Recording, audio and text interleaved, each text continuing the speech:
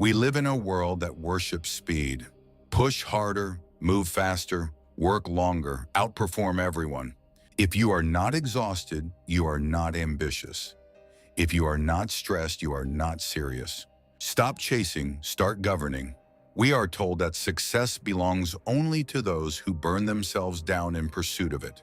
But the Stoics' emperors, generals, statesmen, discovered something radically different. They discovered that frantic action is not power. Governed action is. Marcus Aurelius ruled the most powerful empire on earth. His days were filled with war reports, political intrigue, plagues, betrayal. Yet in his private journal, he wrote something shockingly simple.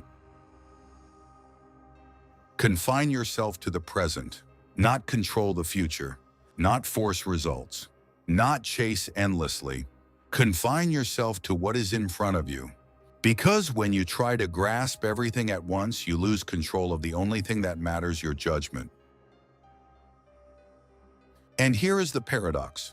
When you stop chasing outcomes desperately, you begin to attract stability. When you stop gripping life tightly, you begin to move effectively within it.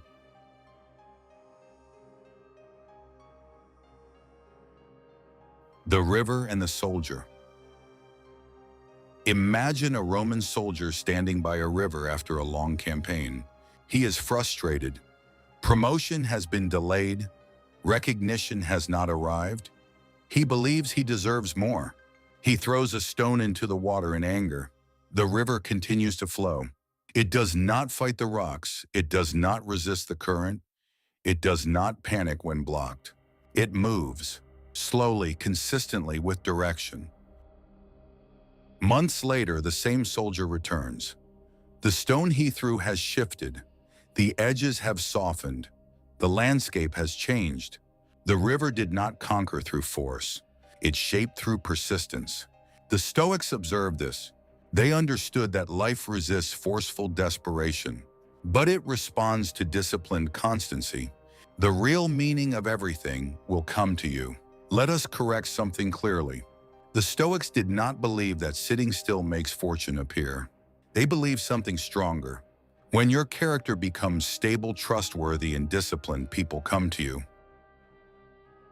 When your emotions are steady, decisions become clear. When decisions are clear, actions improve. When actions improve, outcomes follow, not magically, logically. Everything will come to you does not mean the universe bends. It means when you master yourself, you stop repelling what you seek. Desperation pushes people away. Calm competence draws them in. Anxious ambition clouds judgment. Measured discipline sharpens it. Seneca warned that many suffer not because of events, but because of their expectations. When you cling to outcomes, you become rigid, and rigid minds break under pressure. The discipline of desire. Epictetus taught that our suffering begins when we desire what is not within our control. Promotion not fully yours. Recognition not fully yours. Timing not yours. Effort yours. Character yours. Preparation yours. When you redirect desire toward what you govern, you relax. Not lazily, strategically. This is not passivity. It is intelligent allocation of energy. Consider a farmer in ancient Italy. He tills the soil carefully. He plants seeds properly. He waters the field. But he does not scream at the sky. He cannot command rain. If he obsesses over weather, he wastes strength. If he focuses on preparation, he maximizes results. When harvest comes, it is not a miracle. It is alignment. Anxiety repels opportunity. Have you noticed something? When you are desperate, people sense it. In business, in relationships, in leadership. When you cling too tightly, your thinking narrows. You overlook openings. You misread signals. You force conversations. Marcus Aurelius reminded himself, you have power over your mind, not outside events. This is the foundation of power. The calmer your mind, the wider your perception. The wider your perception, the more opportunities you see, and suddenly it appears that everything is coming to you. But what truly happened, you removed interference. Effortless action versus exhausting struggle. The Stoics trained hard. They woke early. They practiced voluntary discomfort. They prepared for adversity. But they distinguished between effort and strain. Effort is controlled and directed. Strain is frantic and ego-driven. Effort says, I will do my duty well. Strain says, I must force the outcome now. Effort builds character. Strain builds exhaustion. When you act from stability instead of insecurity, your actions become cleaner, and clean action compounds. Stop forcing, start governing. This is rule 1. Stop forcing life. Start governing yourself. Govern your thoughts, govern your reactions, govern your time, govern your impulses. When your inner world becomes ordered, your outer world becomes clearer. You stop chasing every opportunity. You choose strategically. You stop reacting emotionally. You respond deliberately. You stop attaching your worth to outcomes. You attach it to conduct. And here is the quiet truth. When people sense steadiness, they trust you. When they trust you, they bring opportunities. When they see discipline, they bring responsibility. When they see emotional control, they bring leadership. Everything begins to come toward the person who does not chase recklessly. The beginning of the 10 rules. Over the next sections, we will break down 10 Stoic rules. Not mystical laws, not passive wishing, but disciplined principles tested over centuries. You will learn how to detach without losing ambition, how to act fully without clinging, how to remove anxiety from performance, how to become internally stable in unstable times, how to position yourself so opportunities seek you. Because when your character becomes attractive, when your mind becomes governed, when your actions become consistent, you do not need to chase everything. Some things begin to move toward you, not because fate favors you, but because you have removed the chaos that once pushed them away. Next, we move to Rule 2, control what you can release, what you cannot. Rule 1, the art of detached desire. Before we move further, understand something clearly. This is not a journey of passive wishing. This is a discipline. If what we are discussing resonates with you, then commit not to the channel, not to a slogan, but to the practice. Because Stoicism is not inspiration, it is training. Now we begin with the first rule, the rule that confuses most people, the art of detached desire. The paradox of wanting. There is a strange law in human behavior. The more desperately you want something, the more unstable you become. And instability leads to poor decisions. Poor decisions lead to poor outcomes. Epictetus, who was born a slave and became one of the most influential teachers in history, said, "Wealth consists not in having great possessions, but in having few wants." Many misunderstand this. They assume he meant want nothing. He did not. The Stoics never told you to stop preferring success, love, influence, or progress. They taught something more sophisticated.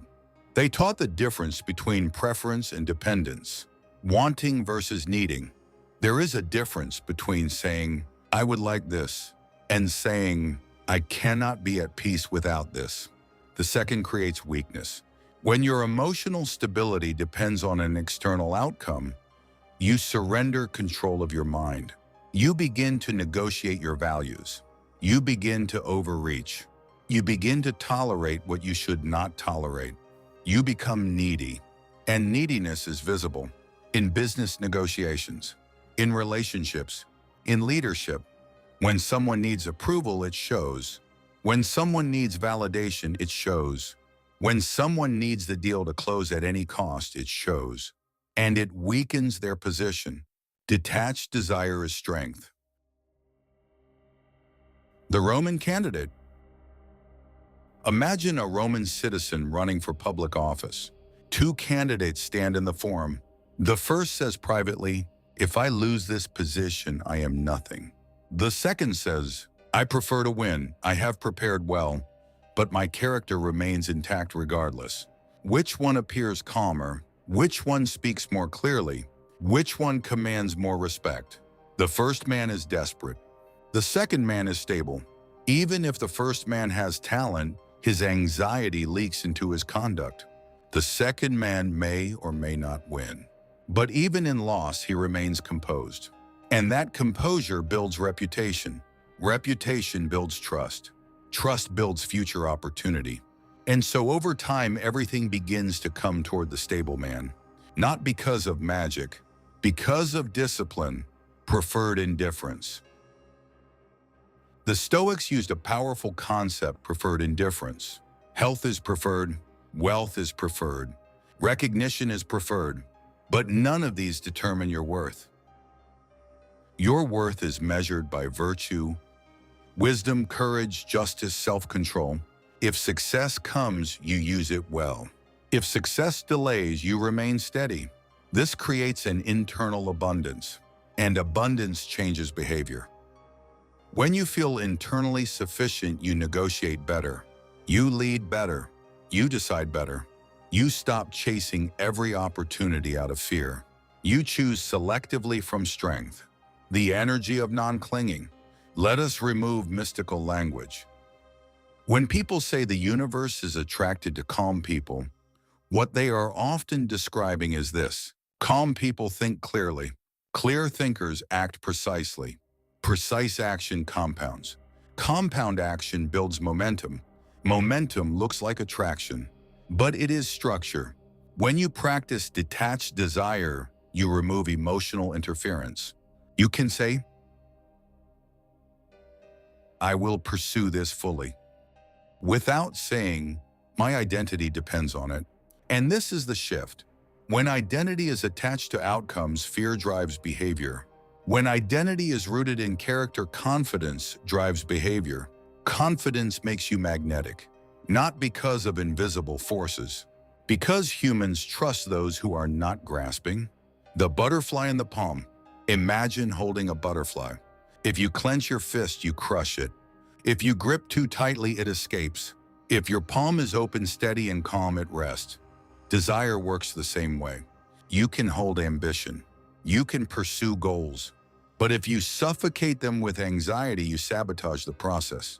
Marcus Aurelius reminded himself, "Receive without pride, let go without attachment." This is emotional maturity. This is what most people lack: practical application. Practice this today.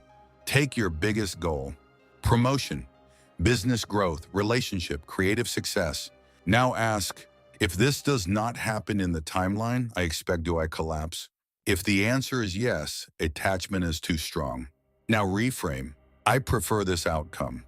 I will prepare fully. I will act consistently, but my peace remains independent. Notice what changes.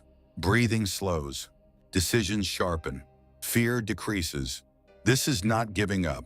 This is governing your desire. Growing up. There is a moment in maturity when you realize you cannot force life. You can influence it. You cannot control results. You can control preparation. You cannot guarantee recognition. You can guarantee integrity. Detached desire is adulthood. It is emotional sovereignty, and emotional sovereignty builds power. When you no longer need the outcome to feel whole, you act from strength, and strength attracts responsibility. Responsibility attracts opportunity. Opportunity accumulates, and from the outside, it appears that everything came to you. But internally, you know the truth. You stopped clinging. You started governing. Rule 2. Master the present. Eliminate the noise of the future. Feel the difference when you release desperation. Your breath deepens, your shoulders lower, your thinking clears. Now we move to something even more powerful. Rule 2. Master the present. Because your power has never existed anywhere else. Where your power actually lives. Most people live in places that do not exist. They live in next year. They live in next promotion. They live in next relationship. They live in the memory of a mistake 5 years ago. But where does action happen? Not in tomorrow, not in yesterday, only here. Marcus Aurelius wrote, "Confine yourself to the present, not because the future is irrelevant, but because the present is the only point where influence exists." You cannot negotiate with a memory. You cannot act inside a projection. You can only act now. And action, not imagination, shapes results. The Roman archer. Imagine a Roman archer preparing to release an arrow. If his mind is on the last shot he missed, his hand trembles. If his mind is on whether this arrow will bring him honor, his focus splits. But if his mind is entirely on this breath, this grip, this angle, the shot becomes clean. The Stoics understood something that modern neuroscience confirms. Attention determines precision. Precision determines outcome. When attention fractures, error increases. When attention consolidates, performance improves. So when we speak about magnetism, we are speaking about clarity. Clarity draws results because clarity sharpens execution. Seneca and the anxiety of tomorrow. Seneca wrote, "True happiness is to enjoy the present without anxious dependence upon the future." Notice the phrase anxious dependence. The Stoics did not reject planning. They rejected emotional dependence on planning. You can prepare for tomorrow. But if your emotional state collapses because tomorrow is uncertain, you lose today. And when you lose today, you weaken tomorrow. This is the cycle most people live in. Worry about future, arrow reduce. Present performance, arrow damage. Future, arrow increase, worry. The Stoic reverses this. Focus on present action implies improved performance, implies increased probability of future success, implies reduced anxiety. No mysticism, just disciplined psychology. Why presence feels magnetic? Think about the most compelling leaders you have met. They are not distracted. They do not scan the room nervously. They are not mentally elsewhere. When they speak, they are here. When they listen, they are fully engaged. This is presence, and presence builds trust. Trust builds opportunity. Opportunity compounds. Again, what looks like attraction is actually attentional discipline. When you are fully present in conversation, you notice subtle cues. You hear the passing comment that reveals opportunity. You catch the shift in tone that signals hesitation. You respond accurately instead of reactively. Most people miss these signals because they are mentally negotiating with tomorrow. The cost of living in projection. When your mind lives in what if, you operate under stress. Stress narrows perception. Narrow perception reduces options. Reduced options increase fear. Fear increases poor decisions. Epictetus taught that suffering arises not from events, but from judgments about events. When you project into imagined futures, you create judgments about scenarios that have not occurred. You argue with reality before reality even arrives. This drains cognitive energy. By the time real action is required, you are exhausted.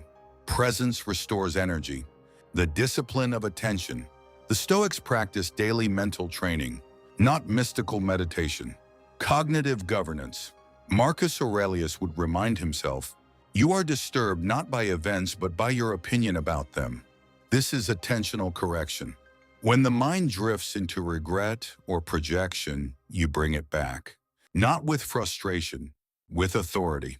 Here, now, this breath, this task, this conversation, this step. Everything you will ever build begins with this controlled moment. The businessman in the forum. Imagine a Roman merchant negotiating a trade deal. If his mind is consumed by fear of loss, he rushes.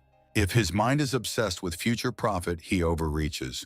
But if his mind is steady, focused on the current exchange, he sees clearly. He notices hesitation in the buyer. He adjusts terms calmly. He makes a better agreement. Later others say, he is lucky, but it was not luck. It was undivided attention. Presence is advantage. Stop living in the waiting room. Many people live in preparation mode permanently. I will relax when. I will feel successful when. I will be confident after. They live in a psychological waiting room. The Stoics rejected this. Life is not a rehearsal. The present is not a bridge to somewhere else. It is the only arena where virtue can be practiced. And virtue practice consistently builds competence. Competence builds reputation. Reputation builds influence. Influence brings opportunity. Everything begins here. A practical reset. Right now, try this. Notice your breathing, not as spirituality, as anchoring. Feel your feet. Look around and identify 3 physical objects near you. This is not meditation for escape. This is training for precision. Every time your mind wanders into if only or what if return, you are reclaiming authority. Authority over attention is authority over action. Authority over action shapes outcomes. And once again, what appears as attraction is structure. The real launchpad. Opportunities do not exist in tomorrow. They exist in the awareness you bring to today, the conversation you are having now, the task in front of you now, the discipline you apply now. When you stop trying to escape this moment becomes powerful. When you stop resenting this stage of life, you maximize it. When you stop rehearsing imaginary disasters, you execute cleanly. And clean execution compounds. The Stoics did not promise miracles. They promised clarity. Clarity sustained over time creates results that look miraculous. Rule 2 is simple but demanding. Govern your attention. Eliminate the noise of projection. Live where your power exists. Here, no. Next, we move to Rule 3. Control your reactions, because reaction determines destiny. Rule 3, the wisdom of accepted resistance. Life will resist you. Not occasionally, not unfairly, not personally, constantly. Obstacles are not interruptions to your path. They are part of the path. Marcus Aurelius governed during plague invasion, betrayal, famine, political unrest. Yet he wrote, "The impediment to action advances action. What stands in the way becomes the way." This was not poetry. It was survival strategy. Because when you understand resistance correctly, it stops being an enemy and starts becoming training. The Roman road. Imagine Roman engineers building a road through rugged terrain. They encounter rock formations too dense to remove easily. They have 2 choices: curse the rock or redesign the path. If they fight the terrain angrily, progress halts. If they study the terrain calmly, they adapt. The road still reaches its destination, but the design improves because of resistance. The obstacle did not destroy the mission. It refined it. This is Stoic thinking. Resistance is information. Most people meet difficulty and immediately interpret it as rejection. This isn't meant for me. I'm being blocked. I must be failing. But Epictetus would remind us, events are neutral. Judgment creates suffering. An obstacle does not declare your inadequacy. It reveals your current capacity. If the obstacle overwhelms you, the lesson is not quit. The lesson is grow stronger. Resistance reveals where your discipline is thin, where your patience is weak, where your preparation was incomplete. And this is valuable, because clarity is power. The pearl is not mystical. Let us remove the mystical framing. An oyster does not interpret sand as destiny. It responds biologically. Layer by layer, irritation becomes structure. Growth is often triggered by friction. Athletes grow under strain. Leaders grow under pressure. Thinkers grow under challenge. Comfort produces stagnation. Resistance produces adaptation. Adaptation produces competence. Competence produces confidence. Confidence attracts responsibility. Responsibility attracts opportunity. Again, what appears as manifestation is progression. Fighting reality wastes energy. There is a difference between solving a problem and resenting its existence. Resentment consumes energy. Solution building uses energy. Marcus Aurelius reminded himself daily, do not be overheard complaining, not because hardship is pleasant, but because complaint weakens authority. When you argue with reality, you exhaust yourself twice, once through the obstacle, once through your reaction. When you accept that resistance exists, you redirect that wasted energy toward response. Acceptance is not surrender. It is clarity, responding instead of reacting. Reaction is emotional. Response is deliberate. When resistance appears, most people react. They panic. They complain. They escalate. The Stoic pauses. He asks, what is within my control here? This single question reclaims power. If the obstacle is external, market conditions, other people's choices, timing, then your focus shifts to adaptation. If the obstacle is internal, fear, ego, impatience, then your focus shifts to discipline. In both cases, growth occurs, and growth compounds. The Emperor and the Plague. Marcus Aurelius did not ask, why is this happening to me? He asked, how do I govern well despite this? The plague did not become his excuse. It became his test. And history remembers him not for ease, but for resilience. Your resistance is shaping your character in the same way. The promotion delayed. The deal collapsed. The relationship ended. These are not signs that you are off path. They are invitations to sharpen capacity. Stop personalizing obstacles. The modern mindset often centers everything around the self. This happened to me. The Stoics understood something humbling. You are part of nature. Nature is not organized around your comfort. Storms do not target you. Markets do not target you. Time does not target you. When you depersonalize resistance, you remove emotional distortion, and emotional clarity increases effectiveness. Strength through friction. Imagine a Roman blacksmith forging a sword. Steel must be heated, hammered, cooled, reheated. If the metal could speak, it might interpret this as cruelty. But without pressure, there is no blade. Without pressure, you remain soft. The version of you capable of holding greater responsibility must be strengthened first. This is not mystical destiny. It is capacity building. You do not receive greater influence until you can carry it without collapsing. Resistance reveals readiness. Practical reframe. Next time something blocks your plan, ask, what skill is this testing? Patience, negotiation. Then train that skill. You stop seeing obstacles as walls. You begin seeing them as weights, and weights build strength. The strategic advantage. Here is the advantage of accepted resistance. While others become emotional and quit, you adapt. While others complain, you refine. While others blame, you train. Over time, this compounds into advantage. And again, from the outside, it appears that life favors you. But internally, you know the truth. You stopped fighting what is. You started using what is. Rule 3 is this. Do not resent resistance. Study it. Use it. Let it sharpen you. Because what stands in the way does not block the path. It shapes the traveler. Next, we move to Rule 4. Reclaim your inner authority. Stop giving your power away. Rule 4. Reclaim your inner authority.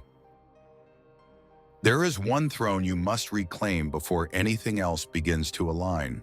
Your internal state. Epictetus said something that unsettles most people. No one can harm you without your consent. At first glance, this sounds unrealistic. Of course, events can harm you physically. Of course, losses can hurt. But Epictetus was speaking about something deeper. Your interpretation, your judgment, your emotional sovereignty. Every time you say, I cannot be happy until I will feel successful when. I will feel worthy if. You hand authority to the external world, and the external world is unstable. Markets fluctuate. Opinions shift. Praise rises and falls. If your peace depends on these, your peace becomes fragile. The Roman official. Imagine a Roman official whose reputation depends entirely on public approval. One week the crowd cheers him. He feels powerful. The next week rumors spread. The crowd turns. He feels crushed. Nothing in his character changed. Only external opinion shifted. Yet his emotional state swings like a pendulum. He has outsourced authority. Contrast this with another official who grounds his worth in conduct. If praised, he remains steady. If criticized, he examines whether correction is needed. But his core remains intact. Which man governs more effectively? Which man appears stronger? Which man attracts greater trust? Inner authority is stability under fluctuation. And stability is powerful. Stop negotiating your worth. When your worth depends on outcomes, fear drives behavior. You hesitate to take risks. You compromise standards. You overextend to please. But when worth is grounded internally, in discipline, virtue, and effort, something shifts. You negotiate from strength. You speak clearly. You decline what does not align. This is not arrogance. It is self-governance. Marcus Aurelius reminded himself daily not to be carried away by impressions. Your impressions are not facts. Your reactions are choices. And every time you pause before reacting, you reclaim the throne. Authority changes decision-making. Let us remove emotional language and examine results. When you know your peace does not depend on the deal closing, you negotiate calmly. When you know your value is not determined by approval, you present authentically. When you know your stability does not depend on the outcome, you take intelligent risks. Fear narrows. Confidence expands. Expanded thinking sees more options. More options increase probability of success. Again, what appears as manifesting power is actually clarity under pressure. A daily practice. Before checking metrics, before reading opinions, before measuring progress, ask yourself, what is within my control today? Then commit to governing that fully. You do not control how others see you. You control how you conduct yourself. You do not control market conditions. You control preparation. You do not control timing. You control discipline. Every time you return to what is yours to govern, you strengthen internal authority. And people feel this. They sense steadiness. Steadiness attracts trust. Trust invites opportunity. Rule 5. The art of strategic non-action. Now we move to something misunderstood. In a culture obsessed with constant motion, doing nothing feels like weakness. But the Stoics understood timing. There is a difference between activity and progress, between noise and impact, between forced motion and deliberate movement. Sometimes the strongest move is restraint. The Roman general who waited. Imagine a Roman general facing an opposing army across a valley. His younger officers urge immediate attack. They want action. They want movement. They want to prove courage. But the general studies the terrain. He sees the sun setting. He knows that charging now would place his troops at a disadvantage. So he waits, not from fear, from calculation. At dawn, the position shifts. The advantage becomes his. He wins without reckless loss. Strategic non-action is not laziness. It is controlled patience. The difference between busy and effective. Many people act constantly because stillness feels uncomfortable. Silence reveals insecurity. Waiting exposes impatience. But forced action often creates more problems than it solves. Seneca warned against rushing decisions under emotional pressure. When emotion drives movement, mistakes multiply. When judgment governs timing, precision increases. The archer does not release before alignment. The negotiator does not speak before listening. The investor does not move before evaluating. Restraint is power, the discipline of pause. Strategic non-action requires emotional strength. It requires the ability to sit in uncertainty without reacting impulsively. Most people mistake urgency for importance, but urgency is often ego disguised as necessity. The Stoics practice delaying reaction. When insulted, pause. When pressured, pause. When tempted to overreact, pause. The pause restores authority, and from authority, correct action emerges. When doing less produces more. Sometimes growth requires stillness. The farmer does not dig up seeds daily to check progress. The sculptor steps back to evaluate proportion. The leader listens before speaking. Inaction at the wrong moment is weakness. Inaction at the right moment is mastery. Strategic non-action creates space. Space improves perception. Improved perception improves decisions. Improved decisions improve outcomes, and outcomes accumulate. The compounding effect. When you combine inner authority with strategic restraint, something powerful happens. You stop reacting to noise. You stop chasing every opportunity. You stop exhausting yourself proving worth. Instead, you choose deliberately. You speak deliberately. You move deliberately, and deliberate action compounds. From the outside, it appears as if life aligns effortlessly, but internally it is disciplined governance. Rule 4 taught you to reclaim the throne. Rule 5 teaches you when to sit still upon it. Next, we move to Rule 6. Detach from outcome. Attach to excellence. The strength to do less. We live in a culture that confuses motion with progress. If you are moving, you must be advancing. If you are busy, you must be productive. But much of what we call action is simply anxiety wearing a uniform. We send more emails than necessary. We make more calls than required. We chase more opportunities than we can handle. Not because strategy demands it, because stillness makes us uncomfortable. Stillness forces us to face uncertainty, and uncertainty threatens the ego. But the Stoics were not impressed by frantic motion. They valued measured response. The master of timing. Imagine a seasoned Roman commander on the battlefield. The enemy provokes. They attempt to lure him into a premature charge. Young soldiers shout, "Now attack." But the commander studies the terrain. He watches wind direction. He evaluates fatigue levels. He knows that action taken at the wrong moment multiplies risk. So he waits. Not because he lacks courage, because he possesses judgment. When the conditions align, he moves swiftly and decisively. Victory is not won by constant motion. It is won by correct motion. Anxiety in disguise. Most people act not from clarity but from fear. If I stop pushing, everything will collapse. If I don't reply immediately, I'll lose relevance. If I pause, I'll fall behind. This is not strategy. This is insecurity. Seneca warned against allowing external pressure to dictate internal pace. He believed that a wise person moves deliberately, not reactively. Strategic non-action requires confidence. Confidence that your preparation has been done. Confidence that your worth is not dependent on immediate results. Confidence that timing matters. Planting and germinating. A farmer plants seeds. Then what? It's seeing him. He does not dig them up daily to check progress.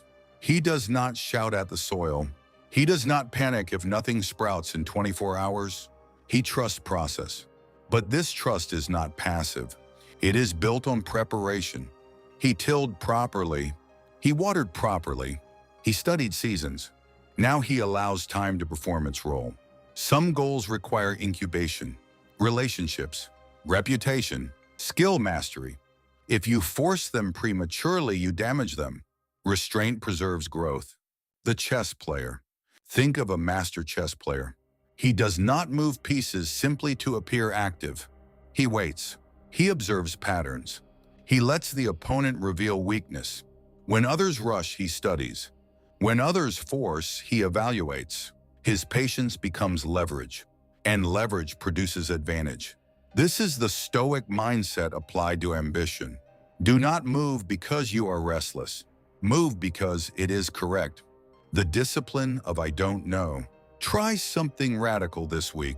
When uncertain, say, I don't know yet. When tempted to react, instantly say, I will think. This pause does not signal weakness. It signals self-governance. Many poor decisions are made because silence feels uncomfortable. But silence creates perspective. Perspective reduces error. Reduced error increases success probability. From the outside, it appears that you receive more opportunities. But internally, you simply stop sabotaging timing. Rule 6. Gratitude as strategic strength. Now we move to something often misunderstood: gratitude. Modern culture treats gratitude as politeness or as superficial positivity. The Stoics treated it as cognitive discipline. Marcus Aurelius wrote daily reflections reminding himself what was already good, not because he ignored hardship, but because attention shapes perception, and perception shapes behavior. Scarcity versus sufficiency. When your mind fixates on what is missing, you operate from scarcity. Scarcity narrows vision. It amplifies fear. It pushes urgency. Urgency increases mistakes. But when you acknowledge what is present, something shifts. You begin from sufficiency. Sufficiency calms urgency. Calm improves judgment. Improved judgment improves action. Improved action improves results. Gratitude is not mystical attraction. It is perceptual correction. The Emperor's Morning Reflection. Marcus Aurelius began his mornings expecting difficulty. He expected arrogance, dishonesty, impatience. But instead of resentment, he prepared understanding. He reminded himself that human flaws are natural. By doing this, he reduced emotional shock. Reduced shock preserved clarity. Clarity preserved leadership. Even in recognizing imperfection, he found reason for steadiness. Gratitude for the ability to govern wisely. Gratitude for the chance to practice virtue. The merchant of enough. Imagine two Roman merchants. One constantly compares his earnings to competitors. He focuses on what he lacks. His mood fluctuates daily. He rushes decisions. He overextends. The second merchant acknowledges his current gains. He studies what is working. He appreciates stability. He builds from there. Which merchant expands more sustainably? Gratitude is stabilizing. Stability supports growth. From scarcity to abundance thinking. When you operate from, I don't have enough, you make fearful choices. When you operate from, I have enough to build from, you make strategic choices. This mindset shift changes negotiation tone, leadership presence, risk tolerance. It influences outcomes because it influences behavior. A daily practice. Each morning, identify 3 things already within your control. Your health today, your ability to think clearly, your capacity to act honorably. Not vague blessings, specific realities. This grounds you. Grounded minds do not grasp desperately. They build steadily. Why gratitude strengthens authority? Gratitude reinforces internal stability. Stability reinforces confidence. Confidence improves execution. Execution improves results. Results attract responsibility. Responsibility brings opportunity. Again, the pattern repeats. What appears like attraction is disciplined perception. Rule 5 taught you when not to act. Rule 6 teaches you how to think before acting. Next, we move to Rule 7, detach from outcome, attach to excellence. Gratitude as strength, not illusion. Let us remove the mystical language. This is not about radiating energy. This is about directing attention. True Stoic gratitude does not deny difficulty. It does not pretend loss is pleasant. It does not force positivity. It acknowledges reality clearly and then chooses where to focus within that reality. Marcus Aurelius did not wake up saying everything was perfect. He woke up expecting difficulty, and still he chose composure. That is gratitude, not blind optimism, but disciplined perspective. Gratitude in hardship. When challenges arise, most people narrow their attention to what is broken. The Stoic widens perspective, not to escape pain, but to contextualize it. If a project fails, the untrained mind sees only loss. The disciplined mind asks, "What did this teach me?" If a relationship ends, the untrained mind sees rejection. The disciplined mind asks, "What did this reveal about my character?" Gratitude in Stoicism is not about liking hardship. It is about recognizing its function. Hardship builds capacity. Capacity builds strength. Strength builds confidence. Confidence builds authority. Again, outcomes shift because behavior shifts. The upward discipline. When you wake up acknowledging what remains stable, your breath, your mind, your ability to act, you begin from steadiness. Steadiness prevents panic. Panic leads to poor choices. Poor choices compound damage. But steadiness allows assessment. Assessment improves response. Response improves results. Gratitude stabilizes cognition, and stabilized cognition improves performance. This is not spiritual attraction. It is behavioral advantage. Expressed gratitude. There is another layer, expression. When you thank someone sincerely, you strengthen bonds. Stronger bonds create trust. Trust creates opportunity. When you acknowledge small victories, you reinforce progress. Reinforced progress sustains motivation. When you appreciate your body for carrying you through difficulty, you treat it better. Better care improves energy.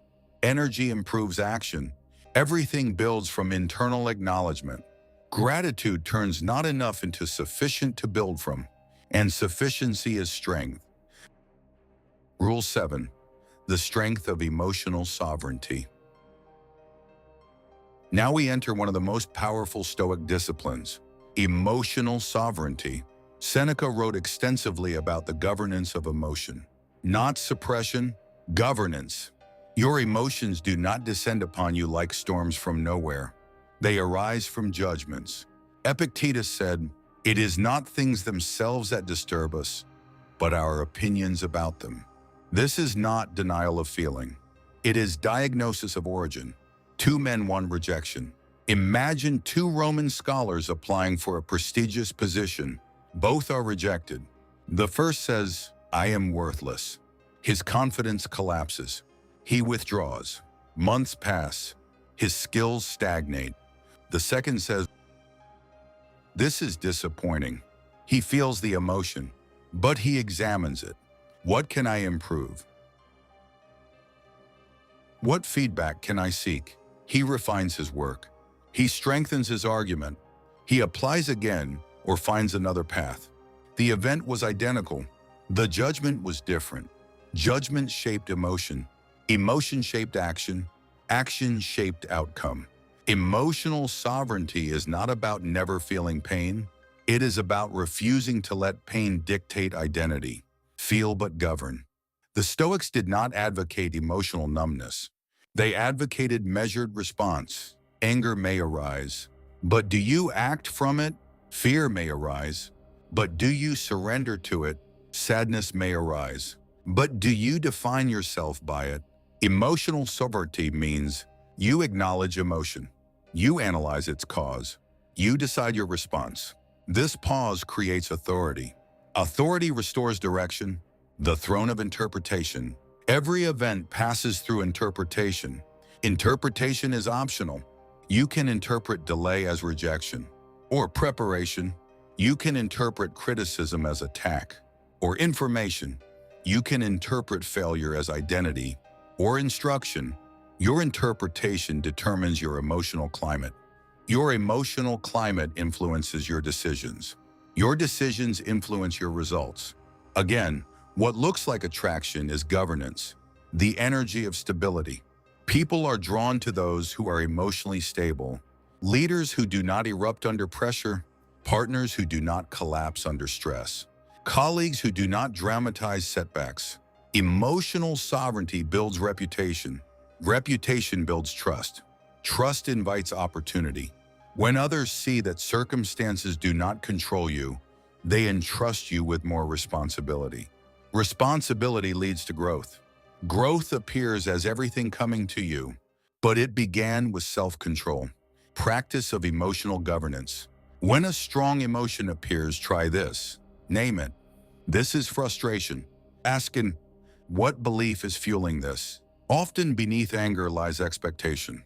Beneath fear lies attachment. Beneath sadness lies perceived loss of control. Identify the belief. Examine its accuracy. Then choose a response aligned with reason. This is Stoic power. Why this changes outcomes. When you do not react impulsively, you avoid unnecessary damage. When you do not speak in anger, you preserve relationships. When you do not retreat in fear, you maintain opportunity. Over time, this creates compound advantage. Emotional discipline prevents self-sabotage. And preventing self-sabotage is one of the most powerful ways to change your life trajectory. Rule 6, strengthen your perception. Rule 7 strengthens your emotional command. Next, we move to Rule 8, detach from outcome, attach to excellence. The philosophy of enough. When you can choose peace in chaos, you demonstrate power. Not mystical power, psychological power. When you can remain steady while others panic, you become reliable. When you can remain grounded while others grasp, you become trusted. And trust attracts responsibility. Responsibility attracts opportunity. But this level of stability requires something deeper. It requires understanding enough. Your emotions are messengers. Before we move into enough, let us close the emotional discipline clearly. Your emotions are signals. They are not commands. They carry information. They do not carry authority. When frustration appears, it signals expectation. When fear appears, it signals attachment. When envy appears, it signals comparison. The Stoic does not suppress these. He questions them. What belief created this? Is this belief rational? What action is appropriate? He chooses how long the emotion remains active. He chooses what behavior follows. This is governance. Governance builds composure. Composure builds presence. Presence builds influence. Influence builds results. Everything builds from internal command. The philosophy of enough. Now we confront one of the most dangerous illusions of modern life. The illusion that more equals peace. More money, more recognition, more followers, more validation. The Stoics dismantled this illusion centuries ago. Seneca, a man of immense wealth, wrote, "It is not the man who has too little, but the man who craves more who is poor." This was not written by someone unfamiliar with material success. It was written by someone who possessed it and saw its limits, the endless horizon. Imagine a Roman merchant who doubles his fortune. For a moment, he feels satisfaction. But quickly comparison creeps in. Another merchant owns more ships. Another has greater political influence. The horizon moves. The target expands. The craving never ends. If your peace depends on reaching a moving target, you will never arrive. The philosophy of enough interrupts this cycle. Enough is psychological, not numerical. Enough is not a number. It is a relationship. Two people can possess the same resources. One feels deprived. One feels stable. The difference is not quantity. It is perception. When you believe your current position is a foundation rather than a failure, your behavior changes. You operate calmly. You invest wisely. You negotiate from steadiness. Desperation vanishes. And when desperation vanishes, clarity improves. Desperation repels stability. When you grasp for more from a place of lack, you signal instability. Instability creates rushed decisions. Rushed decisions create error. Error creates loss. Loss increases craving. Craving increases desperation. But when you act from enough, from sufficiency, you do not chase recklessly. You select carefully. You build patiently. You decline what does not align.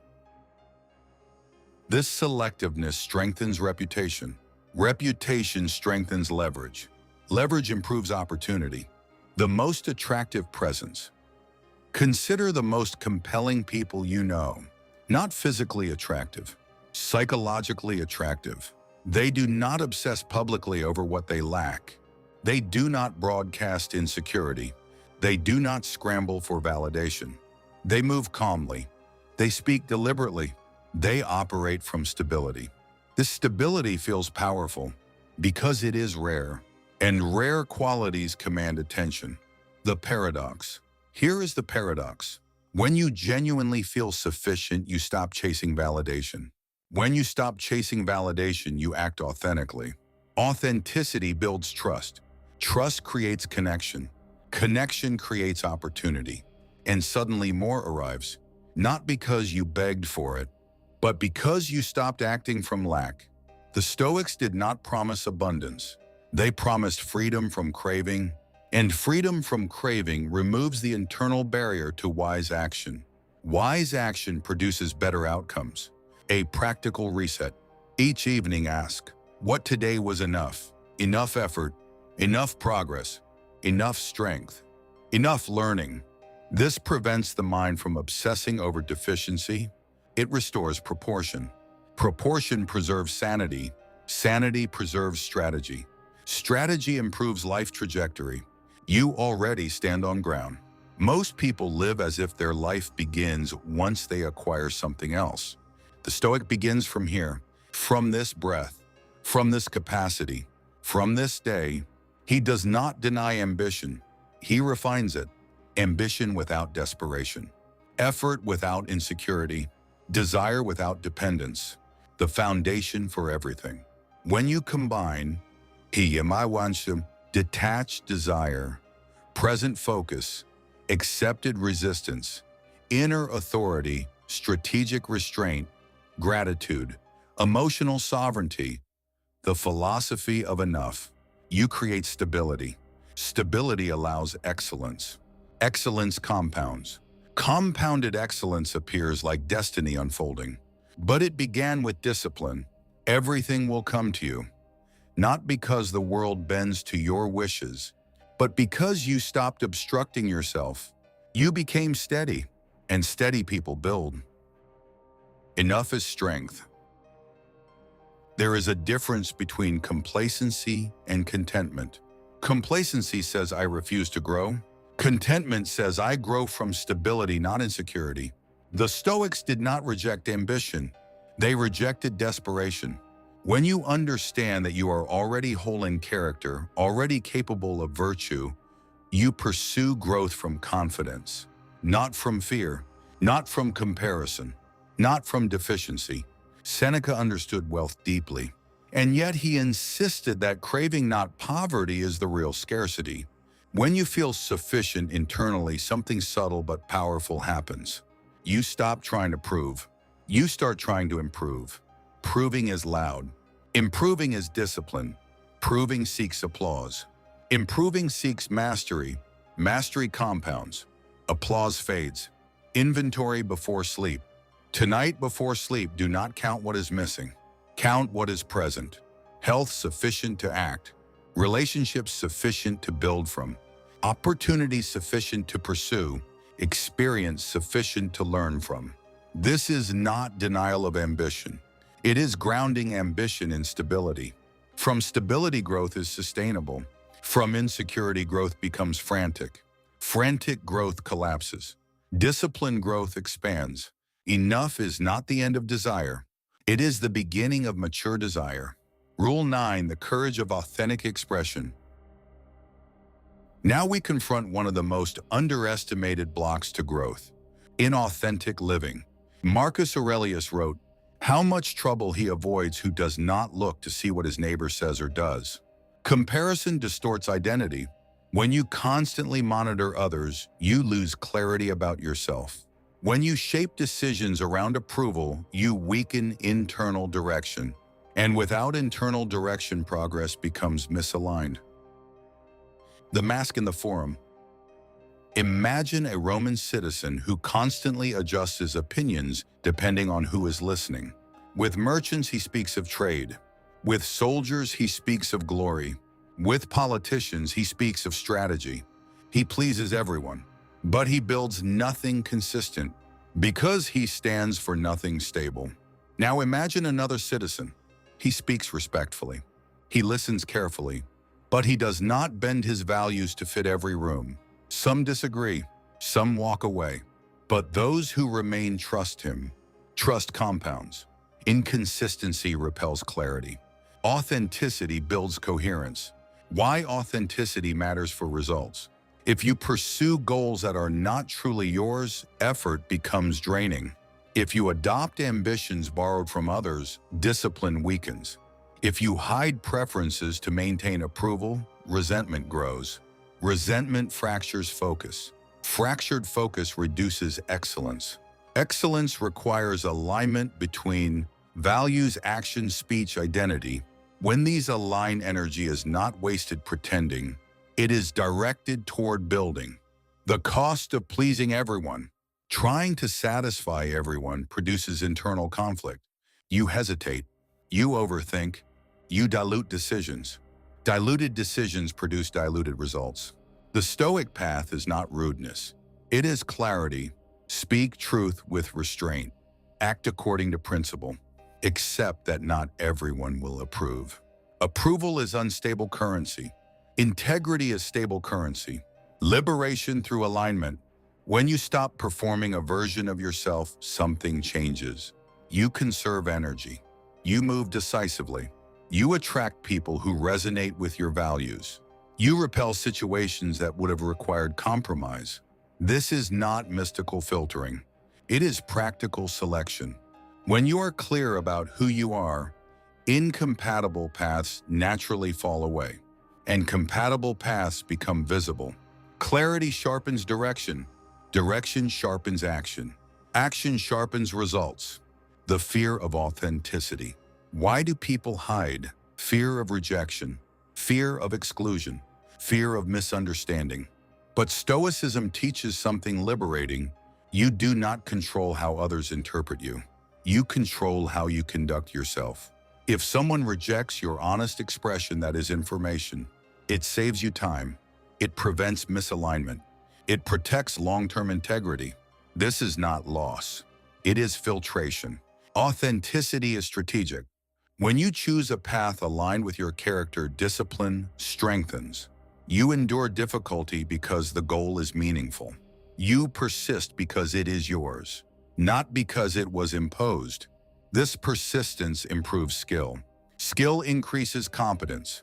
Competence increases influence. Influence expands opportunity. Again, from the outside, it may look like doors opening. Internally, it is simply alignment reducing friction. Practice of truth. Start small. In one conversation, express your real perspective respectfully. In one decision, choose what aligns with your principles rather than expectation. Notice the effect. You may lose superficial approval, but you gain internal stability, and internal stability is power. The real you builds the real life. A false identity may gain short-term acceptance, but it cannot build a life that satisfies you. Only your authentic self can sustain long-term fulfillment. Everything that is meant to align with you, relationships, work, opportunity, aligns with who you actually are, not with the mask you present. The Stoics did not promise that authenticity would be easy. They promised that it would be honorable. And honor sustains strength. We now have Rule 9 complete. Next, we move to Rule 10, the final principle that integrates everything: relentless commitment to virtue over outcome. Rule 10, trust in right timing without illusion. The final principle is often misunderstood. It is called trust in divine timing. But let us remove superstition. The Stoics did not believe in wishful waiting. They believed in a rational universe governed by cause and effect. Marcus Aurelius wrote, "Accept the things to which fate binds you." Fate to the Stoics was not magical destiny. It was the unfolding of natural law. Events happen through chains of causes. You do not control all of them. You control your participation within them. That is the difference. The problem of impatience. Impatience is often disguised fear. Fear that time will betray you. Fear that opportunity will disappear. Fear that if it does not happen now, it will never happen. But impatience clouds judgment. When you rush outcomes, you force poor decisions, accept weak agreements, overextend yourself, compromise standards, and often damage the very goal you are chasing. The Stoics understood something critical. Some things require preparation, not acceleration. The archer and the wind. Imagine again the Roman archer. He has trained. He has prepared. But the wind shifts unpredictably. Does he curse the sky or does he adjust? Timing matters. Conditions matter. If he releases the arrow at the wrong moment, skill is wasted. Trusting timing means recognizing that conditions influence results. It means you act when alignment is real, not when anxiety demands. Delay is not denial. Sometimes delay reveals unpreparedness. Sometimes it reveals incomplete conditions. Sometimes it prevents greater loss. Looking backward at your life, consider how many events that felt like rejection later protected you. How many delays later redirected you to better outcomes. The Stoics did not call this magic. They called it limited perspective. You do not see the full chain of causes. Therefore, you practice humility. Humility reduces panic. Reduced panic improves adaptation. Adaptation preserves opportunity. Becoming before receiving. Here is a truth the Stoics would affirm. You must become capable of handling what you pursue. If wealth arrives before discipline, it is wasted. If authority arrives before self-control, it is abused. If influence arrives before wisdom, it collapses. Timing often protects you from receiving prematurely. It allows growth to match responsibility. Responsibility without capacity destroys. Capacity with patience strengthens. Hold goals lightly. Trusting timing does not mean abandoning goals. It means holding them without desperation. You prepare. You improve. You act. Then you release obsession over exact scheduling. You do not collapse because the result is delayed. You adjust strategy without losing stability. This is strength. The rhythm of effort. Life operates in cycles. Effort, pause, adjustment, growth. Even the body understands rhythm, tension, and release. Muscle grows during recovery, not strain alone. The Stoic respects rhythm. He does not attempt to force harvest in winter. He prepares during winter. He plants during spring. He cultivates during summer. He harvests in autumn. Timing is not mystical. It is structural. What this truly means, trust in timing means, do your part fully. Accept that external variables exist. Adapt without resentment. Continue improving. And understand that you are not the sole author of every outcome. You are a participant within a larger system. This realization reduces ego. Reduced ego increases clarity. Clarity increases correct action. Correct action compounds. And over time, what you need often arrives because you have positioned yourself properly.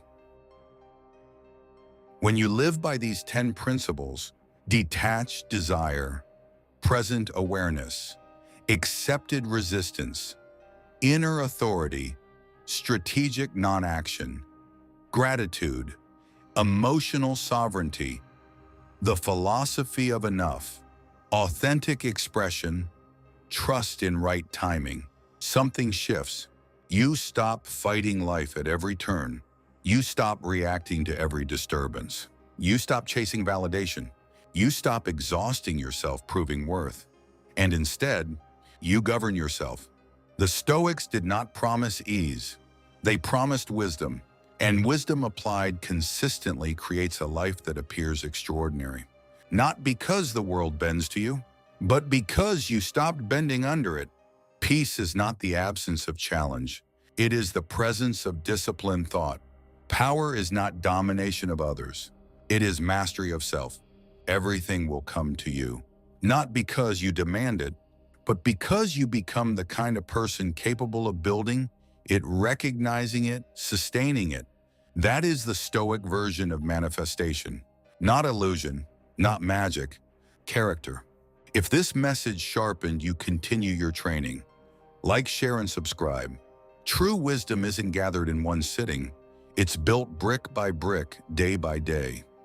Every hour of practice makes you untouchable, unshakable, unstoppable. Because wisdom is not gained in one sitting. It is built daily. And every day you practice, you become harder to disturb, harder to mislead, harder to defeat. Stay steady, the road is long, keep walking.